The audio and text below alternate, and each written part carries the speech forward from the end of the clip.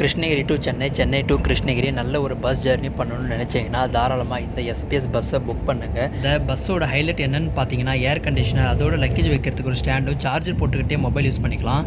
படுத்துக்கிட்டே வந்து natural ரசிச்சபடி travellers experience குட்டாக இருக்கும். ட்ராவல் பண்ணுறவங்க எல்லாருக்கும் பெட்ஷீட்டும் பில்லோ ரெண்டுமே கொடுக்குறாங்க. அது மட்டும் இல்லாமல் க்ளீனாக வாஷ் பண்ணி வச்சுருக்காங்க. காம்ப்ளிமெண்ட்ரியாக பார்த்தீங்கன்னா ஒரு வாட்டர் பாட்டில் வந்து ப்ரொவைட் பண்ணுறாங்க. காலையில் 5 மணிக்கெல்லாம் இறக்கி விட்டாங்க. அப்படியே அங்கேருந்து 50 மீட்டர்ஸ் டிஸ்டன்ஸில் கோயம்பேடு மெட்ரோ ஸ்டேஷன் ரீச் பண்ணிட்டோம். விமான நிலையம் செல்லும் அடுத்த ரயில் 4 நிமிடங்களில் முதலாம் நடைமேடையை வந்தடையும். Next train to airport is arriving on platform 1 in 4 minutes.